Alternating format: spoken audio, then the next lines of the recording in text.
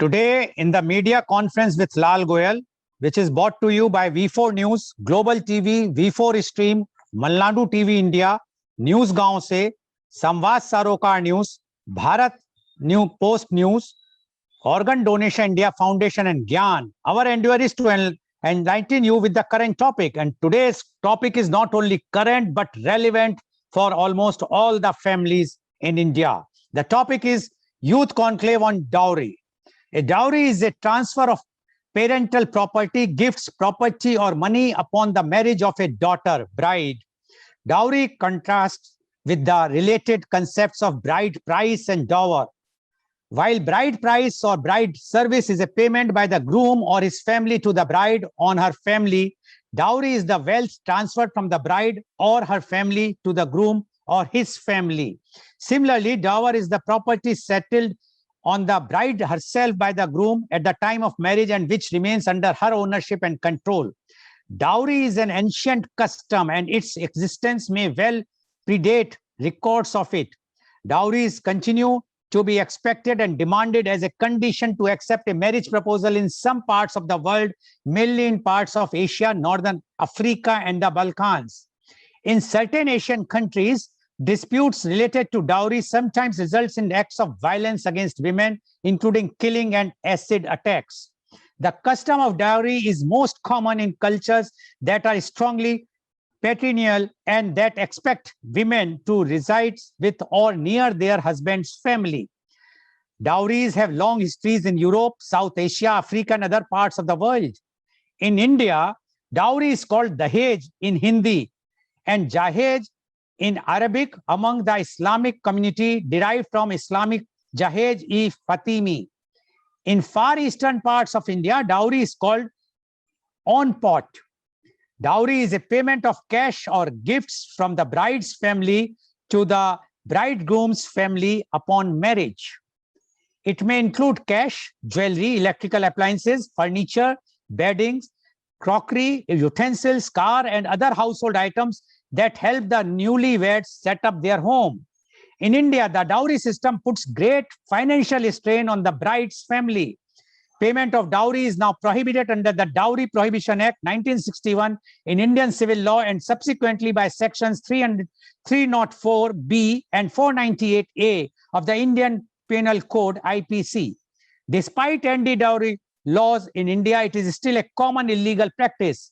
Other laws attempting to address the problem include the Dowry and Bridal Gifts Restrictions Rules 1976 and the Dowry Prohibition Maintenance of Lists of Presents to the Bride and Bridegroom Rules 1985, which are intended to document gifts and provide complaints with stronger evidence in the event that prosecution for crimes against the bride occurs later. Dowry in India is not limited to Hindus or any specific religion. It is widespread. For example, Indian Muslims call dowry as Jahej, justify the practice in terms of Jahej-e-Fatimi. Islamists classify Jahej into two categories. The first comprises some essential articles for the outfit of the bride as well as for conjugal life. The other is made up of valuable goods, clothes, jewelry, and amount of money for the groom's family, which is settled on after bargaining. The Jahej often far exceeds the cost of Barat. Although Indian laws against dowries have been in effect for decades, they have been largely criticized as being ineffective. The practice of dowry, deaths, and murders continues to take place unchecked in many parts of India, and this has further added to the concerns of enforcement. Dowry murders persists. It is the killing of a wife for not bringing sufficient dowry to the marriage. It is the culmination of a series of prior domestic abuses by the husband's family. Section 498A of the Indian Penal Code required the bridegroom and his family to be automatically arrested if a wife complains of dowry harassment. The law was widely abused, and in 2014, the Supreme Court ruled that arrests can only be made with a magistrate's approval. Disputes related to dowry sometimes results in violence against women, including killing and acid attacks. Amnesty International has stated, I quote, the ongoing reality of dowry-related violence is an example of what can happen when women are treated as property. Brides unable to pay the high price to marry are punished by violence and often death at the hands of their in-laws or their own husbands, unquote. The Declaration on the Elimination of Violence Against Women classifies violence against women into three categories: that occurring in the family, domestic violence; that occurring within the general community; and that perpetrated or condoned by the state. Family violence is defined as follows: physical, sexual, and psychological violence occurring in the family, including battering, sexual abuse of female children in the household, dowry-related violence, marital rape, female genital mutilation, and other traditional practice harmful to women, non-spousal violence, and violence related to exploitation. Dowry is widely considered to be both a cause and a consequence of son preference.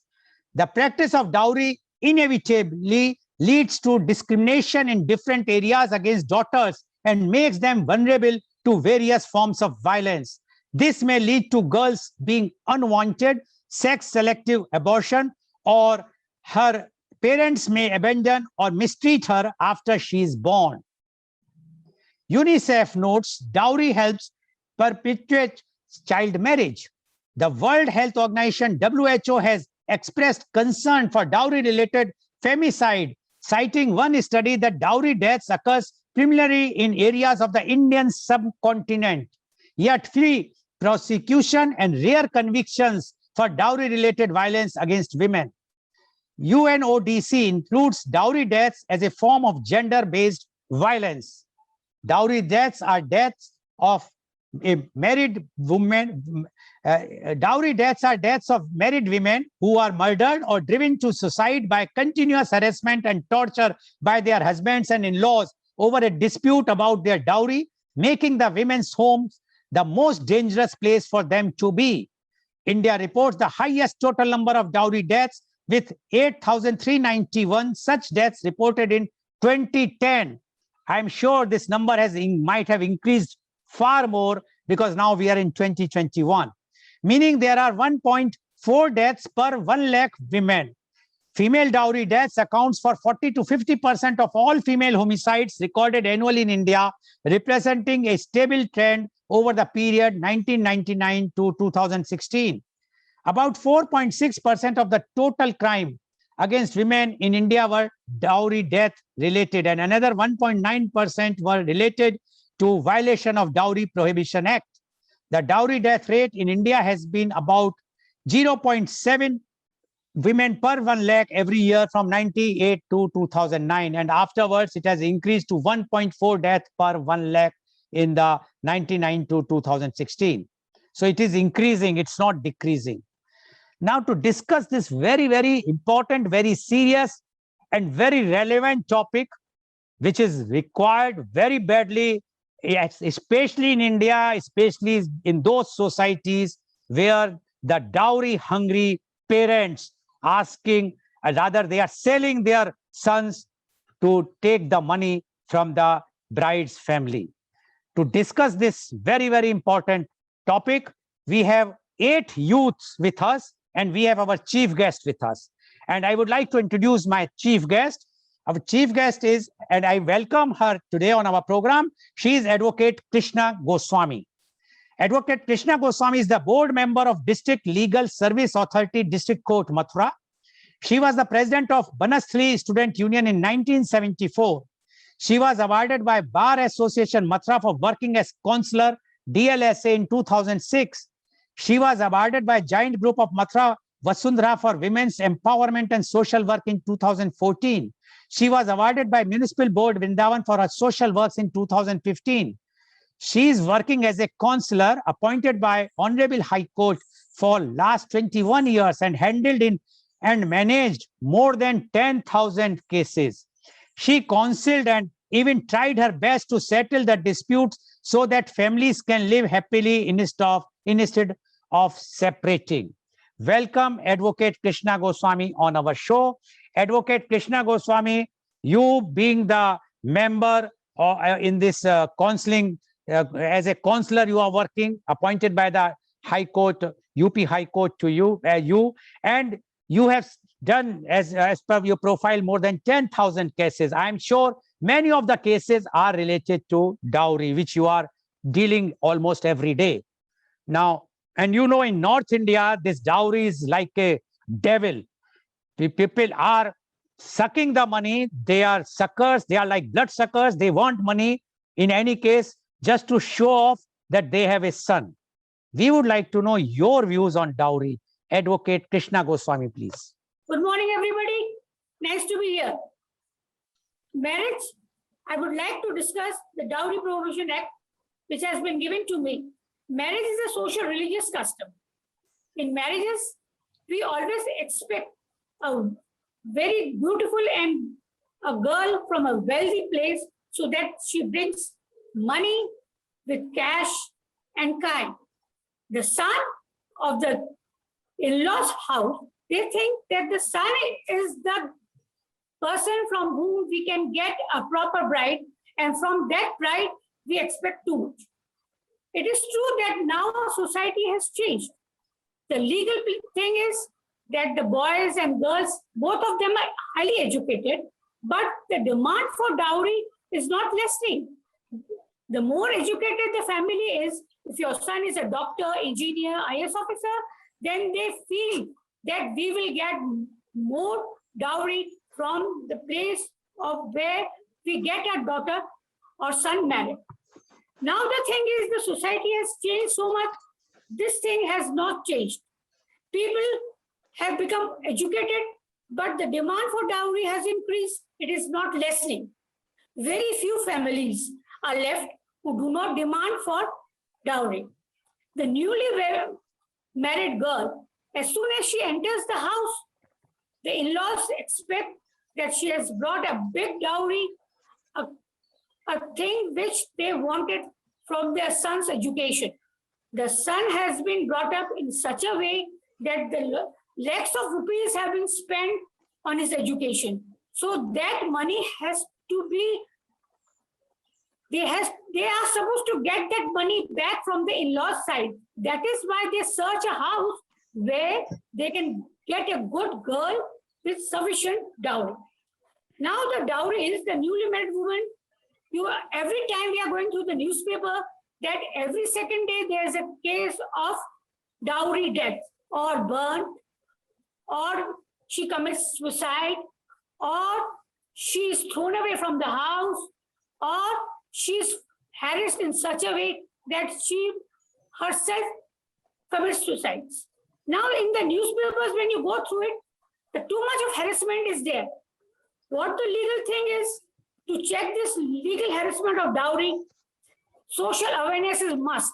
Without social awareness, we can't go against this, because it's a malpractice which people are thinking that their son would be very rich if they get married to a richer family. Now the problem is that the higher class, what they feel, they get scared of dowry nowadays, because they know the lots and lots of harassment is there in marriages. As soon as they get married, they think they are selling their son. It is true. That is why they are selling their son in cash. They are not getting their bride. They are thinking they are getting the money back from which we have invested through our child. It's a very, very wrong practice of the parents who think in this form. I personally feel that your son or my son is not to be sold. I want a better family, a better relationship from that family, from where I get a girl. She will look after me. Dowry is not the criteria. Whatever gifts she gets from her in-laws or from the other parents or from her friends is a stridan. We have no concern. I personally feel that the things belong to her. We have no concern for the dowry. It should be that we have brought a Lakshmi in a house. The daughter which we have chosen is a Lakshmi who will bring prosperity in our house. To check this, in 1961, Dowry Prevention Act was introduced. Dowry taken or demanded or abetment for dowry is a crime. It is a punishable act, which is a very, very serious thing. The people who force their in-laws or daughter-in-laws to get the dowry, or they force for certain things. In many villages, which cases have come across, especially the middle class, the Gramin Kshetra, as we call rural area, therefore they ask for bhais. हमको भैंस चाहिए हिंदी से, बिना भैंस के ब्याह ना होगा. In ब्रजभाषा जैसे बिना भैंस के ब्याह ना होगा. That is why they want a bhais. The bridegroom and the bhais are, as far I think, in the same category, because without bhais they will not get food, they will not get milk, they will not get money. And as far as the girl who is being harassed, she is supposed to get lots and lots of dowry in this sort of kind and cash. Now the introduction of Prevention Act was made to check the dowry. The crime rate was so high earlier, before the Suction Act came up, the parents used to give good dowry to the daughters. It was before independence, I'm talking, before the Succession Act. Hindu Succession Act was passed so that the girl who was sent, she was sent with a handsome amount so that her life is secured over there and she gets proper respect. But now the scenario has changed. Now this is not the formula of life. The formula of life is totally different. From time to time, the acts have been introduced. In 1983, Special Criminal Act was passed in which husband or near relatives, if they were harassing the newlywed, then they were supposed to be punished. Again, another amendment was passed, another rule was passed in 1984. The amendment was to check the form of gifts which they got. The gifts in the form like jewelry, clothes, car, washing machine, but the form was that they had to give a list to both the sides, and both the sides had to sign the document as a document, so that they were particularly thoroughly they got the things. It was that in which the dowry was elaborately explained. Burden of proof if their daughter was murdered or thrown away from the house due to harassment, the burden of proof was on the accused if the man was caught or the family members were caught. Now I would explain you what is dowry. Dowry is valuable security for the daughter in the form of property, in the form of expensive gifts given to her by her parents at the time of marriage. The gifts which she gets is known as Tridhan. In this category, the dowry is given to the women by her parents. That is the security which she has. The daughter is supposed to have her Tridhan within herself. She is not supposed to hand over the Tridhan to her in-laws. She is the master. She is to be the custodian of that property. Nobody can force her to get that Tridhan, or she can't even give anything if she doesn't want. Only the thing is, if they don't get it, the harassment starts from that very day, because they think the Tridhan which she is having or she has got it, that belongs to the in-laws. The woman has no right over that Tridhan, but it's absolutely wrong. If there is a case of dowry harassment, then the cases are filed and the police officers, the judicial magistrate, the first-class magistrate has to go through the matter very seriously, and he has to see the seriousness of the case. Then only the in-laws are to be punished. The cases are not compoundable, they are non-compoundable. The dowry matters cannot be decided by their own if they have filed a case in the court. The matter has to be decided by the judicial magistrate or equal magistrate. Then only the investigation starts. What is the reason behind dowry? What is the reason behind murder? What is the reason behind suicide? All such things takes place when you go and file a suit in the case. It's a very, very serious matter. Nowadays, too much of harassment is being made because of this dowry. Now, I would request the society that people should, as both the girls and boys are highly educated, they should never think of this sort of thing. This malpractice should be abolished, and they should come out in the society with a broad heart, so that they welcome their daughter as their daughters are there, their sisters are there. If this thing happens with their daughter, their sister-in-law, then what will they do? But when they do such things with the daughter whom they have brought for insufficient dowry, then they think she is useless. She has done a very humiliating thing, because it has become a prestigious issue. As their son is a doctor, as their son is an IAS officer or IPS or engineer or on a very high post, they think, what is this? We didn't get a single penny from these people. Are they going to get our son? Or they want money from our side? It is totally reverse. I'm really sorry to say that this harassment is due to the economic culture, the norms and values of the society has changed. People think that money is the main factor in society and we must get it back. According to Rule 8, in the amendments which normally the government is doing, the policies are made. Police was to investigate in such cases. The case was to be given without the permission of the magistrate. The case cannot be handled by the police.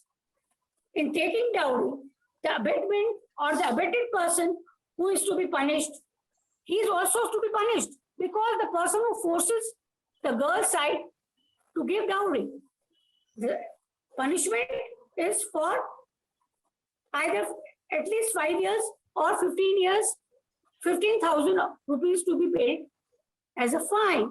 And the imprisonment includes not only by 5 years, but it can be more or less. It depends on the judicial officer who decides the case. Direct or indirectly, if the demand is made in the dowry case, it would be punishable for 2 years. You can't ask dowry directly or indirectly. If you ask dowry, then 2 years imprisonment and 10,000 rupees as fine. Very important, if the girl is a minor and the dowry is given from a parent's side, then the money is to be secured. As a trustee, the main member of the family or someone very, very close, the money or the dowry or the things belonging to her will be secured or handed over to that person who will take care of that money or her belongings till she is 18. That person can never transfer the money or the property which the girl has been given by her parents. Dowry cruelty. Now in 1898, under section 498A, this was introduced, and it was added if a woman committed a suicide or the cruelty by husband or in-laws, this was done forcefully, then it would have been given the property which that girl has to be taken by her parents. If the harassment was there, then they would be punished for cruelty or harassment. This 498A is the section in which the girl gets relief. Dowry death, that is 304B. In dowry death, physically tortured or death within 7 years of marriage or demand of dowry by anybody. This new act was introduced again in 1961, Rule 2. Imprisonment not less than 7 years, and as long as it can be lifelong also, because the girl died within 7 years of marriage. And it was a real pathetic thing. I would like to give an example which I faced in my court. A girl got married. It was only 5 days. It was only 5 days of marriage. The harassment was started by a mother-in-law, sister-in-law, and the girl was were eligible enough, were educated enough to call the police. The police escorted her back to her home, and she filed a suit after the investigation, and she was wise enough to get back what her parents had given. Then the harassment started from her father's side, in-laws side. The father had a good turn, and he said, the thing, I have not sold my daughter. I have given those things as security so that my daughter has a good, respectable place in a in-law's house. If the girl dies within the 7 years of marriage, then the harassment case are filed in the court. If the court against is there in 304, then again the marriages are taken within 7 years. The suicide case takes place, the magistrate was made compulsory. It was added, a new form was added, and it was made compulsory to go through the matters again and again so that the girl gets relief. Another amendment and rule was passed in according to 198A for cruelty. That was the in-laws were involved in the list in which the harassment case was filed.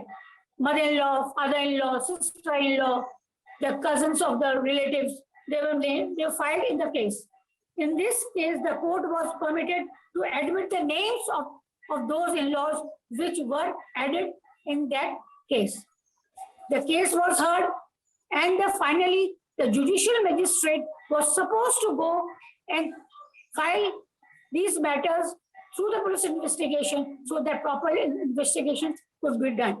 Now, I would explain one thing, that in such cases, the government is taking very serious steps so that the harassment is lessened, the girls get respectable position in their in-law's house, the husband respects her.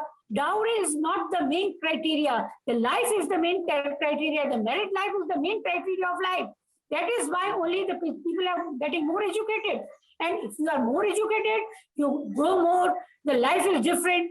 But if you think, if you start torturing, if you start taunting every day that you didn't bring dowry, you didn't bring this, you didn't do that, your father didn't give me this, I want this, then the life becomes hell. Thank you so much.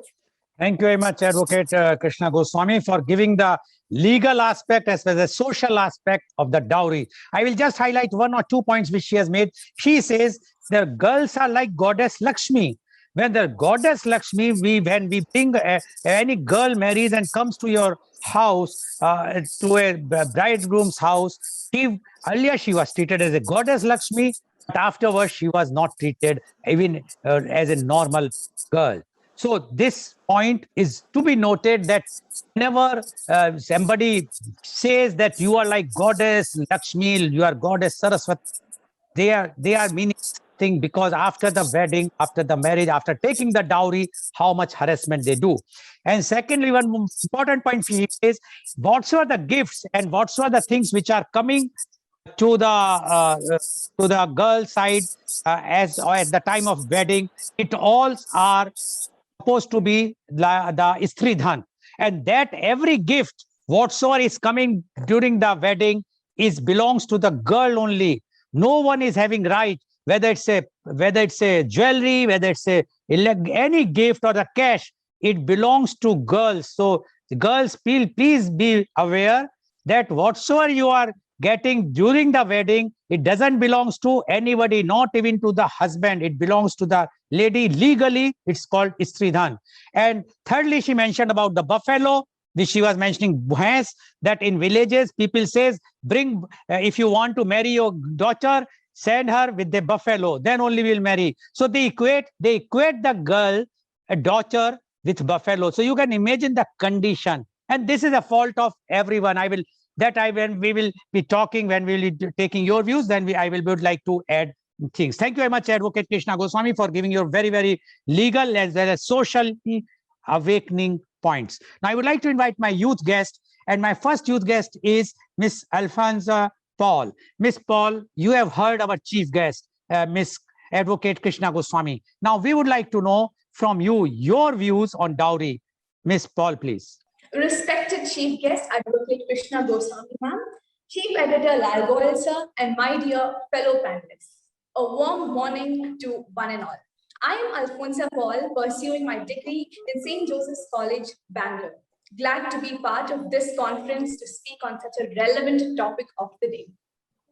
Corruption in governance and dowry in marriages are two big challenges like coronavirus. The trouble and pain it causes as an after effect is entirely huge. With the developing world, we all ought to develop our thoughts and practices too. What is dowry? What is the purpose of taking or claiming such a huge sum? Well, there was a time when taking dowry was considered a tradition. The transfer of parental property, money, or gifts upon the marriage of a daughter. Even though dowry has been illegal in India since 1961, it is still prevalent. Actual numbers are not known, but anecdotally, about half of the weddings in our families and friend circles involve dowry. Still, it's rarely reported as a crime. But today, it no longer should continue to exist in our tradition list. Not just because of the rising risks and cases of harassment, but because every girl, every woman is worth more than ₹1 million all by themselves and their goodness. What does price tagging mean here? We are worthy citizens. The real value of life in itself is being demeaned by this idea of price tagging. The success rates of relationship is assigned, weighing the monetary value. This is the most absurd of all things I've ever come across. It's important now that we pause and think, what was the purpose behind all these? We gain nothing. Dowry culture has ruined many families, wherein the bread earners of the brides have to struggle to reach the expectations of the grooms. There have been situations where families are forced to sell what little they have. Is this really necessary? It's high time that we realize the worth of every girl child, young or old. In an era where education is considered primary, people are still running behind dowry, which is pathetic. This media conference with Lal Goel should signal a red light in front of everyone who are advocating dowry. In today's nuclear family system, we should see marriages in a different perspective. Even though a new family is formed in marriage, we should recreate our joint family system with today's possibility of digital connectivity. Families that are connected together will grow faster. Everyone should support each other and grow together. We should realize the real wealth is in the relations we build, not in the families we break. United, every family is strong. Isolated is totally otherwise. We should become more wise. We can create wealth. We need not grab it from others. It is not a necessity at all. Parents should nurture their girls to grow with dignity and respect, and their boys with humility and compassion. Everyone should learn to look at each other with respect, and the youth should take decision not to get into the addiction of dowry. When you depend on somebody's wealth, you are losing your capacity and capability to create wealth on your own. Both husband and wife should join hands together to build the family. Respecting each other will create cordiality in family. The couples will be empowered when mutually respect. Trusting each other and their inner abilities result in miraculous transformation of a new family, and eventually it will give way for a new culture. We have great traditions. Let's retain them. Our celebrations are all so wonderful that we always love to be together. When the West is talking about privacy, we are talking about intimacy. We love to sacrifice things for each other and for the happiness of others. For us, there are no strangers. We are a large family of brothers and sisters. We are a big nation. But certain traditions like dowry is a real shame for the whole of India. Let us unite together to eradicate dowry and corruption. Let's join together to bring an end to this awkward practice. Thank you, one and all, for having patiently heard me. Thank you, sir. Thank you very much, Ms. Paul, for giving your very, very candid views. And yes, if the daughters, if the girls of India awaken, as Ms. Paul said, then no one can dare to ask the dowry. And if they put a condition to their own family that if you are paying 1 rupee even for my wedding, I am not going to marry the boy. Boy might be God. She don't care. If she says like this, then dowry will 75%, I will say, the problem will solve. So what she said, yes, the awakening has already started and is going to be started more and more if all of you decide to pledge that you will not give a single rupee as a dowry in your own weddings. Thank you very much, Ms. Paul, for giving your views. Now, I would like to invite my next youth guest, and she is Ms. Apurva Punja. Ms. Apurva Punja, you have heard our chief guest, Advocate Krishna Goswami, as well as the earlier youth guest. Now, we would like to know your views on dowry. Ms. Apurva Punja, please. Good morning to the esteemed guests of the panel and the viewers. I am Apurva Punja from the beautiful coastal city Mangalore of Karnataka. I am a biotechnology engineer by qualification, a content writer by profession, and now pursuing Masters in Business Administration in the prestigious Justice Case Hegde Institute of Management. Dowry is an ominous ignominy for India. A convoy of cars brings the newlyweds to the bridegroom's house. After a while, the other cars pull out and drive off. Eventually, one car remains, still wrapped in satin ribbon. It is a part of the bride's dowry. This scene is as much from the Malayalam film, The Great Indian Kitchen, released at the beginning of 2021, as it is from real life. A scene that symbolizes entrenched patriarchy within the family home. Vismaya, Aishwarya, Archana, Suchitra are just a few names of the women who have lost their lives due to this ghastly act prevailing in the society of India. According to the Statista Research Department, published in February 2021, India reports 7.1 thousand deaths. Even as the ghastly details of the dowry-related deaths were emerging, there was a horrendous incident on a Malayalam live TV show just last month in June concerning MC Josephine, Kerala Women's Commission Chief. The show had invited women facing domestic harassment or violence to call and directly complain to the commission. There was an anonymous call from Kochi, and Josephine asked her if she had complained to the police. When the anonymous caller answered in the negative, Josephine, who could have easily helped that woman being in such a powerful position, yet she snapped back in Malayalam, "Enna pinne anubhavicho," which loosely translates to in English, "Then go suffer." This is something which has been thrown at the generations of women in their own families when they dare to question, defy, or complain. We live in an age where moral outrage spreads faster over social media than you can blink, and yet a dowry death hardly moves the needle on our moral compass. Why does this disgraceful anachronism, a practice as condemnable as sati or child marriage, continue to thrive? It's 2021 now, and time to change these regressive social norms. As a larger initiative, laws and regulations should be screened to remove the gender bias, replacing words like the man of the society, the main person of the society is a man, so that should be removed.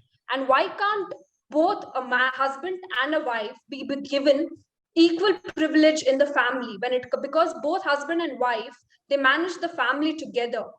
And supposing in a government, when a government employee, he loses his job or he dies, The job is only given to an eligible son or the unmarried daughter. But why can't the same job be offered to the married daughter as well? Women are not lifelong victims, but empowered survivors seeking justice and dignity. To become a mass movement, this must start at the grassroots.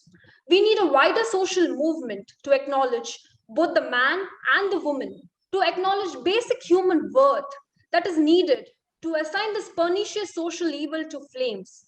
I would like to quote an article which I read just 2 days back in the Deccan Herald, where it says that in Kerala, now it is mandatory to register the wedding gifts at the time of marriage registration itself to curb the dowry demands. Why can't the other states of India also follow this example? I thus conclude by saying the practice of dowry is not only illegal but also unethical. Therefore, the conscience of the society needs to be fully awakened to the evils of the dowry system so that the demand for dowry itself should lead to the loss of faith in society for those who demand it. We, as a nation, can no longer afford to be complicit. Thank you, one and all. Thank you very much, Ms. Apurva Punja, for giving your views. And you rightly said the conscience of the society is to be awakened. Until unless society, see the fault lies with everyone, whether we say the parents or even the young generation or the bride or bridegroom. Why the bridegroom is agreeing to taking the dowry? It means he wants the money. So if he wants money, why the bride is ready to go and marry that fellow who is a such type of a person who wants money? If before marriage he is doing like this, the bride should say no, a very big no on the face, and they must, the girls should say, tell the parents, if the person is asking money, I am not going to marry. Similarly for the boys, if they are asking money, then they have no right to marry. Then they should go and be like, it's like purchasing some vegetable. What they are doing, they want to sell themselves, and after that they dictate. Once you have been sold, you are not supposed to dictate. This is a very bad phenomena of the society. The awakening is required, as you rightly said. So thank you very much, Ms. Apurva Punja, for giving your views. Now I would like to invite my next youth guest. She is Ms. Bhagyashree Sawant. Ms. Bhagyashree Sawant, you have heard what our chief guest, Advocate Krishna Goswami, as well as the earlier youth guest has mentioned. We would like to know your views on dowry. Ms. Bhagyashree Sawant, please. Thank you so much, Lal sir, and it was really amazing hearing to Krishna ma'am and her thought process on the same. So dowry, of course, as Krishna ma'am also gave First, please introduce yourself. Oh, I'm so sorry. Yes, so good morning, everyone. I am Bhagyashree Samant. I'm a psychologist by profession, and I've been Guinness World Record holder for cycling across the country 20,000 kilometers. And I've also climbed Mount Everest twice till 8,000 meters. And it's my pleasure to be over here and share my thoughts on the same, because especially this Guinness World Record bicycle ride that I did across the country exposed me to a lot of different aspects culturally as well, as I cycled across 19 states and 5 union territories in the country. And it was amazing because it was not just the cities that I cycled in the villages, and in all these villages, I got a chance to tell them about the importance of literacy, importance of hygiene, importance of sports, especially addressing the girl child as well. So especially now, before I connect the dots, because there's all here and there, I would like to tell you about my perspective about dowry. So of course, when it comes to dowry, I feel it more promotes inequality, because as even Lal sir was saying, we are not purchasing vegetables over here. We are trying to get a girl in her family, and we just need to treat her like a daughter rather than having just a daughter-in-law. So this concept has to change. But on the other side, as even Krishna ma'am mentioned, that even now the cases are rising. Women are being killed, they're being harassed, they're being abused, or it is also promoting to child marriage, because the worth, the dowry worth, sorry for using this terminology, but yes, the dowry worth depends on age of the girl, how educated she is, which also keeps the girl child away from education. It leads to female feticides and infanticides, traps poor people in debt, and it's really very challenging to even sad to listen or read about such things. But yes, imagine if female feticide just because of dowry has been rising, then what if we have so many women icons like Lata Mangeshkar, we have Kalpana Chawla, we have Sania Mirza, Saina Nehwal, PV Sindhu, so many women across the, so many Indian women across the globe making us proud. And imagine what if they were the trap of female feticide. So this has to stop. Of course, maybe the cases are increasing now because there is awareness. People know that they can report it. Women are getting exposed to this knowledge about domestic violence or what are they supposed to do. They may have knowledge about it. And we, especially being the youngsters and the young blood, it's very important that we pass the right sense to our peers as well. Because what happens is, as parents, when let's say a lady who is given a child to a daughter, and she will say it's normal to give dowry because my parents had also given it. Because we are in this patriarchal society, they may feel that yes, this is something that has happened, so it's very common, even I need to do it. We never understand the sense behind something. Of course, the sense earlier was to make the girl comfortable, but right now it's not making the girl comfortable. It's about inviting the girl and what are the other assets we are getting with her, that is being the focus. I would like to give a very good example of my personal life. Being a single daughter, my parents didn't want any other child. They did not want any other, a male child to be specific for that matter, because they believe that a girl will take care of the family. And that is the reason why they were happy when I was there in their life. And apart from that, of course, they were saving for my marriage, the big day that we call it for any girl, because especially in India, we focus on the big fat Indian weddings where we want to show in the social life how sophisticated we are. But yes, when I wanted to climb Everest, the cost of climbing Mount Everest each time is 30 lakh Indian rupees, which is not affordable for any family. But you know what my grandmother and my mother did? They sold off their gold jewelries that they were saving for my wedding, for my passion, because they decided instead of saving it for her marriage, let us use it for her, for her passion, and let us support her in achieving her dreams. So these kind of transformations are existing and they're very much needed.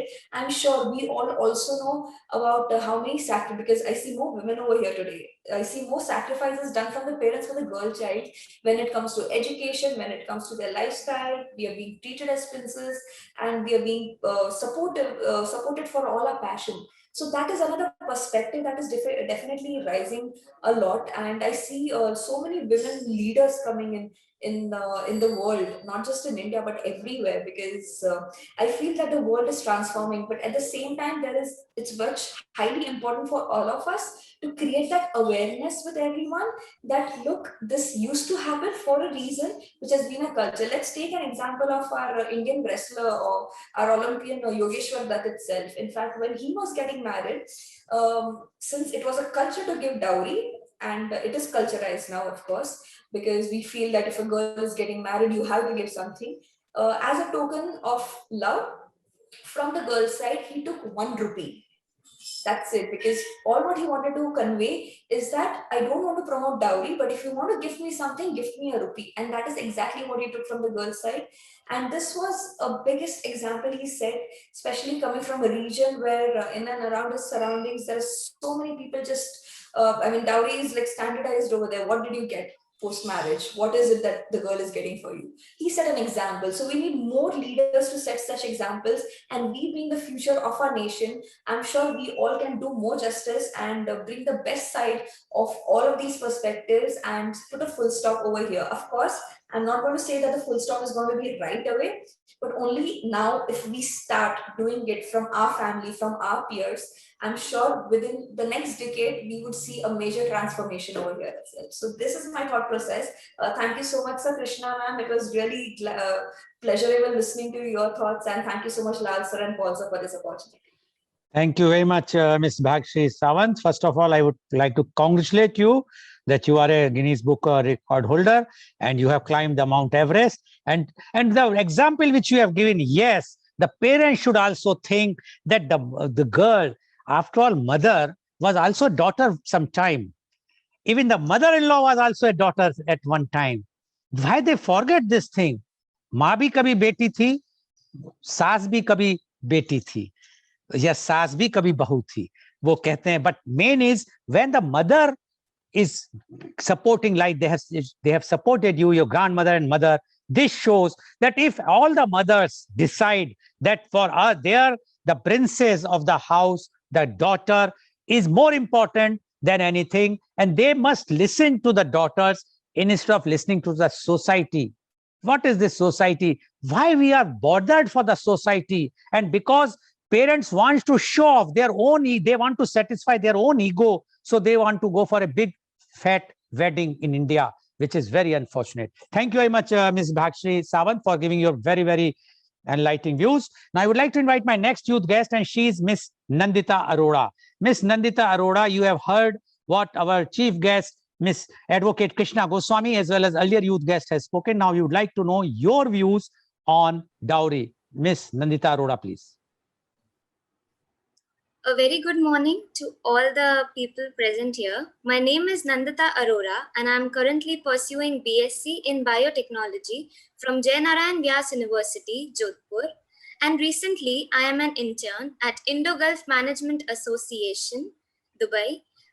I would like to thank Mr. Lal Goel sir, Mrs. Krishna ma'am, and Dr. Mohanlal Agarwal for giving me this opportunity to present my thoughts on this dowry system.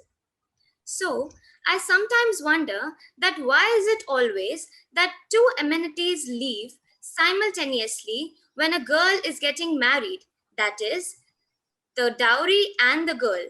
Why is it people of 21st century are still practicing this evil crime of dowry yet, in spite of modernization and women increasing in the market economy? The practice of dowry in India is becoming more widespread. I recently read somewhere that to put a pause towards dowry system, girls should be educated. I strongly disagree to it. Why is it always that girls should be educated?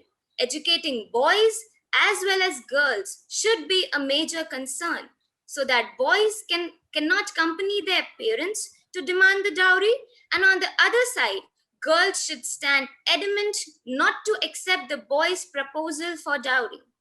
Education and independence is one powerful and valuable gift that parents can give to their children. This in turn will help them to be financially sound and be a contributing member in the family, giving them respect and right status in the family. Also, accepting dowry should be made a social stigma.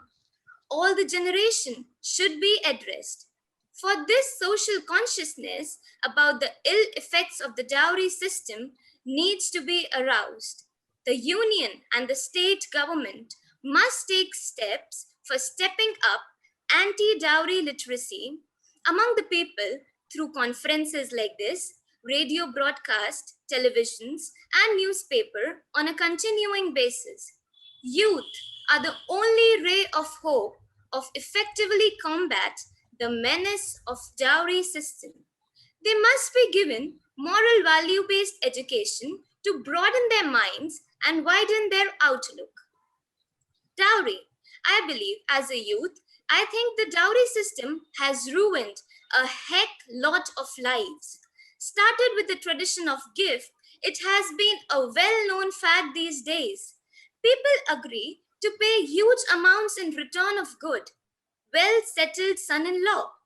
Till this date, despite strict laws made against the dowry, we are aware of the so-called gifts a girl has to take to her in-laws' house.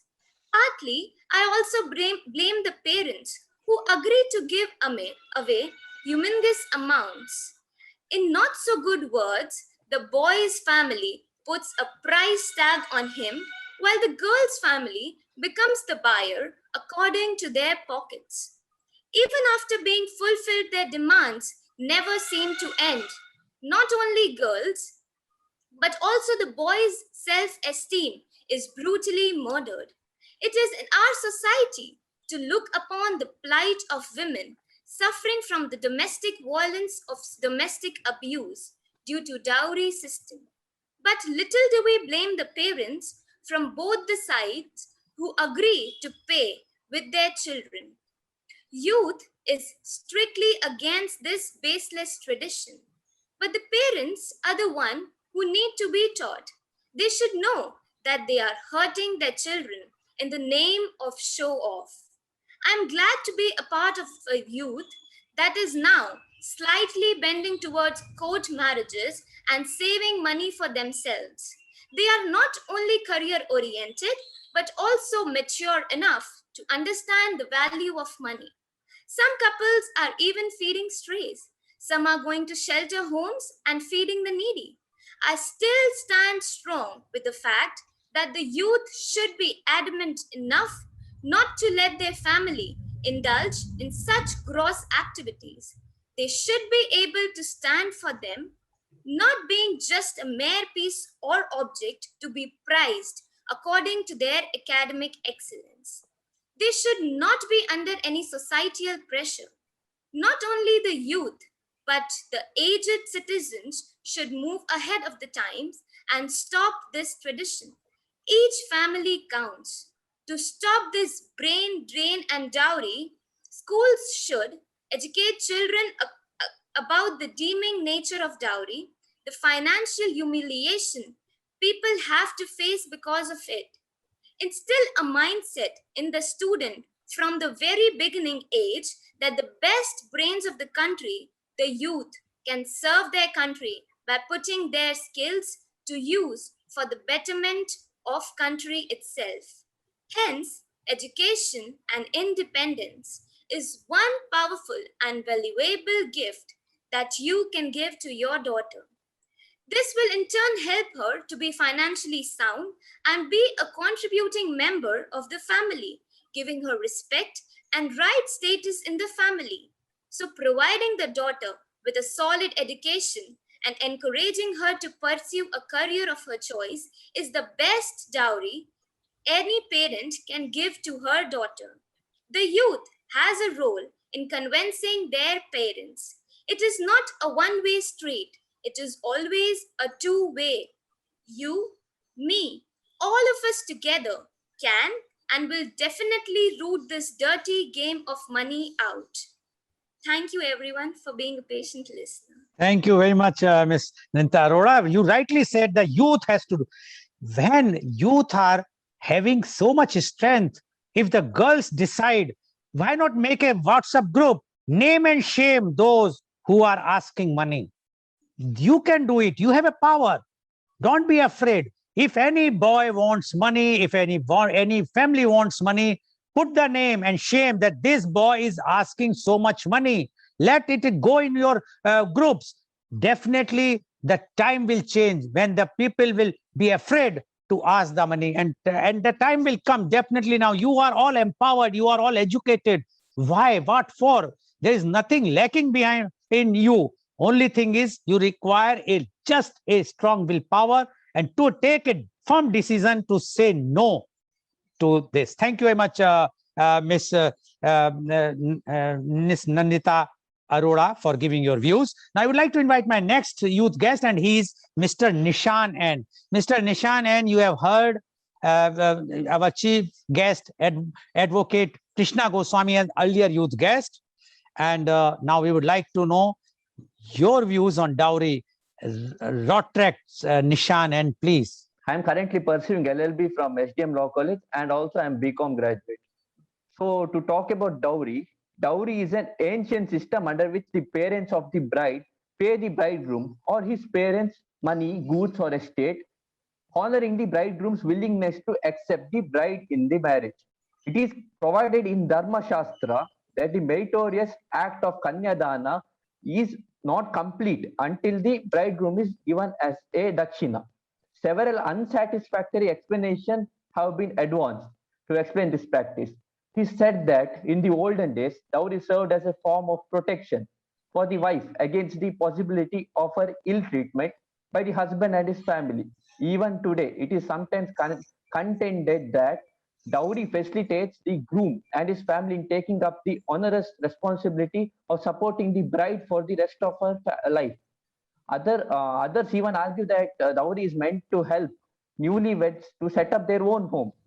Still, others justify it by saying that dowry is given as compensation to the groom's parents for the amount they have spent in educating and upbringing their son. Now, I will make it clear most of such explanations, however, make little or no sense.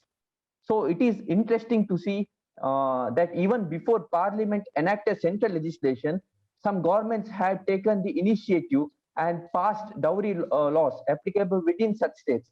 Thus, the Bihar Dowry Restraint Act was passed in 1950, and the Andhra Pradesh Dowry Prohibition Act was passed in 1958. Interestingly, even before independence, the provincial government of Sindh had passed Anti-Dowry Act, aptly called the Sindh Deti Leti Act 1939, with a view to curb this social menace. Unfortunately, these acts had very little impact on the prevailing social evil, that is dowry. Under Section 2 of the Prohibition of Dowry Act 1961 says that dowry means any property or valuable security given or agreed to be given either directly or indirectly by one party to a marriage to the other party to the marriage, or by the parents of either party to a marriage by any other person to either party to the marriage or to any other person at or before or any time after the marriage in connection with the marriage or said parties. But some of these are not covered under umbrella of dowry. They are dower and mahar in case of persons to whom Muslim personal law, that is Sharia, applies. Presents which are given at the time of marriage to the bridegroom without any demand having been made in that behalf, provided that such presents are entered in list in accordance with Rule 2 of the Dowry Prohibition, Maintenance of List of Presents to the Bride and Bridegroom, Rule 1985. Such presents should be of a customary nature and value thereof should not be excessive, having regard to the financial status of the person by whom or on whose behalf such presents are given. Under Section 5 of the Act, any agreement for giving or taking a dowry has been declared to be void. Let me add on regarding dowry death. It is Section 304B of IPC. The wife should have died because of burns or any bodily injury. Her death should have occurred otherwise than under normal circumstances. Such death should have taken place within 7 years from the date of her marriage. Soon before her death, she should have been subjected to cruelty or harassment by her husband or any of his relatives. Such cruelty or harassment should be for or in connection with any demand for dowry. As observed by the Supreme Court, the expression soon before her death has not been defined in this section, nor in any definite period been indicated. So therefore, the period which can be said to be covered by this expression soon before her death is not determined by the court. In the background of the facts and circumstances of each cases, it depends. So presumption under the Indian Evidence Act. A new section has also been added in Indian Evidence Act, that is Section 113B. It is now provided that when questioned before the court is whether a person has committed the dowry death of a woman, if it is shown that soon before her death, such woman had been subjected to such cruelty or harassment or demand for the dowry, the court shall presume that such person had caused connection with the dowry death. There are many number of cases regarding to the dowry death, and one of that is in a case in that Supreme Court, it was established that the in-laws had made instant dowry demands on the married young woman. Ultimately, it appeared that she was done to death and her body was cremated without sending any information to her parents or any relatives. The Supreme Court held that if it was natural death, there was no need for the appellants to act in such unnatural manner and to cremate the body in such a manner. They could have told her parents, they could have cremated in holy haste without even informing the parents. In this result, It was an unnatural death, and Supreme Court considered it as homicidal, and it considered Supreme Court considered it is this case was considered as dowry death case because that parents of the bridegroom, they never mentioned, they never gave information to the girl or girl's family because this was death made by them. And to conclude, I would like to tell one thing: dowry, a reason of killing girl child before death. Dowry, a reason why most people want a boy. Thank you, Honorable Advocate Shri Goswami ma'am, and Lal Goel sir, Paul sir, and all the participants for hearing me. Thank you, one and all. Thank you very much, Mr. Nishan. Advocate, not advocate right now, but yes, you are pursuing the, and you have given a legal point of on the dowry. One word you use, that is the protection money. Are the bridegrooms are gundas or underworld? How they can ask for the protection money? Is it legal? If anyone says that we have to take care of the girl lifelong, the girl is taking care of the lifelong, that family, not the bridegroom family is taking care. So this protection money is for underworld, for gundas or the rowdies fellows. So it means the bridegroom family to be termed as gundas, underworld, and the rowdy. Please do it. And I'm very happy that only one gentleman in our, except me, I'm not a gentleman now, but he, a young boy, is there. And if his views are like this, I'm sure India will see very drastic change when the boys will not ask the dowry. I'm sure Mr. Nishan will be the first to say no to the family immediately after this program. Thank you very much, Mr. Nishan, for giving your views. Now, I would like to invite my next youth guest, and she is Miss Sinora D. D'Souza. Miss Sinora D. D'Souza, you have heard our chief guest, Advocate Krishna Goswami, as well as the earlier youth guest. Now, we would like to know from you your views on dowry. Miss Sinora D. D'Souza, please. I am Nora, studying in class in St. Teresa School, Mangalore. Any man who makes dowry a condition for marriage disrespects his education, his country, and dishonors womanhood. The dowry system was originally present in our country to make it a financial stability for the wife after her wedding. But now it is seen that it has been taken to the advantage of the boy and seen as a source of income, where marriage has become a business wherein the bridegroom is won by the highest bidder. The question that strikes us is, why is this system regarded as evil? First and foremost, it is a crime against the dignity of women who have to face emotional abuse, domestic violence, and in the worst cases, it results in the death of the girl or her parents. Besides, it's the root cause of so many other evils existing in our country: abortion, child marriage, the denial of girls' right to education, deaths, suicide, murder, etc. A daughter, a princess of a father, the bride of a mother, is lowered to the value of common good at the time of a wedding. Why is the girl who has a blessing to bring life into this world considered a curse for her parents and a debt for lifetime? Is it right? We hear Beti Bachao, Beti Padhao, but then even after a girl receives her education, she is not considered eligible for marriage until and unless she gives dowry.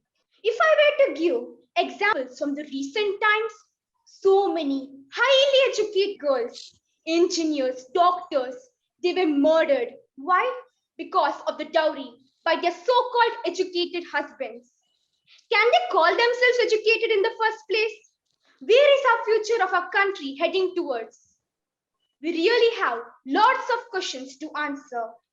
So, what is the role of the youth in preventing this evil practice? Education. Education helps in bridging the gap between the man and the woman. The educated girls must demand for respect for what we are and not for what we bring. The young boys who are educated must realize that They are receiving the most prized possession of their in-laws at the time of their wedding, their own daughter as a gift. Social awareness through mass media. We know that television, newspapers, and radio play an important role in educating the masses, and it can be used for spreading the awareness. Awareness through social media. Social media is a powerful weapon to uproot ignorance, and it can be used to educate the girls regarding this evil practice. Awareness through speech. Speech can enkindle hope and awaken light. For this reason, we must educate the women by making them realize the ill effects of this dowry system, and the parents must be made to understand they must never discriminate between their daughters and their sons and treat them equally. A girl is a blessing. Her shoulders are a support to her family. Her arms can raise a child. Her heart can love unconditionally. Her feet are meant to stand up for herself in the society, and her mindset can change the world. So let the youth, as the change makers, strive to destroy this evil practice from the very root, so that every woman in the society is respected as a warrior and as a goddess. Thank you for this wonderful opportunity. Thank you very much, Ms. D'Souza, for giving such a energetic and full of your very, I must appreciate your views. I will only add one thing. If you all convert this energy and put it in such a way and decide that none of you will promote, give, or allow their parents to give any dowry, then definitely the society will change. Charity begins from home, and you people can change this society. I'm sure that the way you people are speaking today, it shows a very good hope, a light after the tunnel. Thank you very much, Ms. Sinora D'Souza, for giving your views. Now, I would like to invite my next guest, and she is youth guest. She is Ms. Teja Kishore. Ms. Teja Kishore, you have heard our chief guest, Advocate Krishna Goswami, and earlier youth guest. Please, now we would like to know your views on dowry. Ms. Teja Kishore, please. Namaste. I am Teja Kishore, and I'm studying in 12th standard in Kulapati Munshi Bhavans Vidya Mandir, Porto, Thrissur, Kerala. So thank you for giving me this opportunity to speak over here.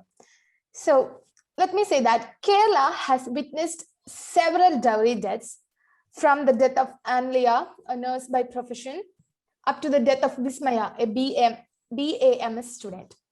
The surge of protests in social media has already subsided. But the teeming question I have is, when will we as a society ever learn our lesson? The menace of dowry is very deep-rooted in India, which we can see from the history itself, as Mr. Nishan said, the Kanyadana. Every man can acquire 100 sovereigns of gold, property rights, and even a brand new car in the name of dowry. And the collective consciousness of our highly literate society fails to address the issue constructively. And the reason? Yeah, almost 3/4 of the population in India are the beneficiaries of this God-forsaken system. If in the 90s or in the 2000s, an average middle-class man could afford to buy a car only during his middle age or walking 40s, the situation now has changed drastically over years. A 24-year-old professional with a day job would get a Maruti Swift car as dowry. If you go further up the ladder, it can be bureaucrats, bank officials, government servants, businessmen. They would ask for SUVs. Though the counter cry may be not all men, there is a glaring disparity between the small populace who don't ask for dowry and the ones who do. While some comply with the system because of societal pressure, others take it to be their birthright. Why? Even worse are those who feign innocence. Their innocence would be at its peak. They won't ask for a single penny during the marriage deliberations, and also their matrimonial profiles would come out very clean, and still they shamelessly demand dowry a few weeks after marriage. Yeah, only then will the bride and her family realize that it was a facade all along. 100 sovereigns of gold are the mark, and if a woman's family doesn't have the means to pay it, they will face grievous consequences, ranging from the threat of divorce to physical, mental, emotional, and psychological abuse that often result in death.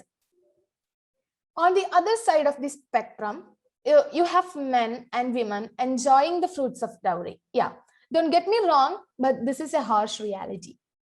This group of young men and women, they never raise their voice protesting against dowry. They are advised their elderly to sell the ornaments and invest the money as a fixed deposit, yeah, to have a fruitful life.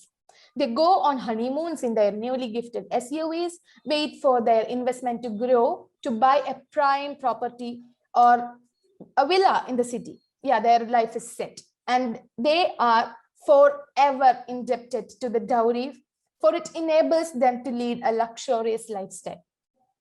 Will they ever be able to understand the pain of a woman who was battered to death by her in-laws and beloved? I highly doubt it.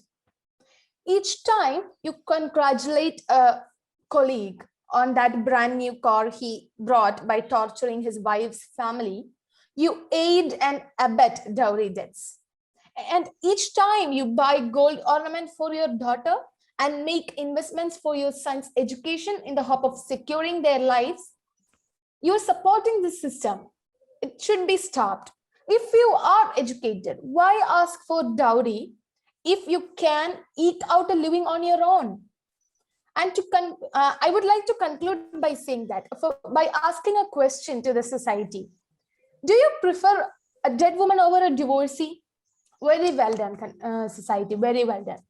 I'm so bad, like I feel so bad hearing people asking for dowry and what do you say, abusing girls on the purpose of getting dowry. It is very bad. Yeah, that's all for my speech over here. Thank you, Lal Goel sir, Krishna ma'am, and Paul sir for giving me this opportunity. Thank you so much. Thank you very much, Ms. Teja Kishore, for giving your views. Yes, your anger is, we can very well see. One thing I can tell you, if you have any sibling, male sibling, please see to it that he should not ask for the dowry. It should not happen that you are advocating for yourself. What about your brother? What about your cousins? See in your entire family, if anyone is asking dowry, boycott that wedding and name and shame him publicly. Then the society will change, not only by talking. You have to take action, and you can take action. That I'm sure today's the way you people are talking clearly indicates that the time is coming when you are going to do these things. Thank you very much, Ms. Teja Kishore, for giving your views. Now I would like to invite my last but not the least guest, and she is Miss Vasudha. Miss Vasudha, you have already heard all our chief guest, Advocate Krishna Goswami, and earlier youth guest. Now we would like to know your views on dowry. Miss Vasudha, please. Okay, thank you, sir. I left my home, I left my parents, but it was not worth. They didn't want me, they just wanted diamonds. A very good morning to one and all present here. Myself, Vasudha, and I am currently pursuing BBA as a first-year student from Indira Gandhi Delhi Technical University. And also, I am an intern at Indo-Gulf Management Association. I am very thankful to Lal sir and Mohan sir for giving me this opportunity to share my thoughts on a very critical topic, the role of youth in dowry. The phrase I started with isn't really a quote, but more of a vision, a girl who has left everything for a new family, but they are not happy with her. They are happy with the dowry she brought with her. Isn't it heartbreaking? But do any of us here even understand what dowry is? People believe that dowry is just a money given by a bride's family to a groom's family at marriage. However, this is not the case. Dowry is a sum of money, property, or any other thing given by bride's family to the groom's family at the time of marriage. But is there ever a limit to greed? Never. Even after marriage, many women are tortured and physically abused as a result of it. But when such a thing started, does it have any end? We are filled up with such questions. It is an ancient custom and it continues to be expected and demanded as a condition to accept a marriage proposal in some parts of the world. In Hindi, we call it as Dahej or Dahej Pratha. In India, for a very long time, even before the British period, it has been started. The thought behind this pratha is to ensure that a daughter is financially stable and well treated after her marriage. But it's a nightmare for many of the women out there. Parents who can't afford the demands of the groom and his family, sometimes they have to take marriage loans to get their daughter married. Sometimes the demands of the family get too much high that the marriages are cancelled and such things leave their scar on the women and their families. The dowry system is essentially a manifestation of Indian society structure in which males are regarded as superior to women in terms of physical and mental qualities.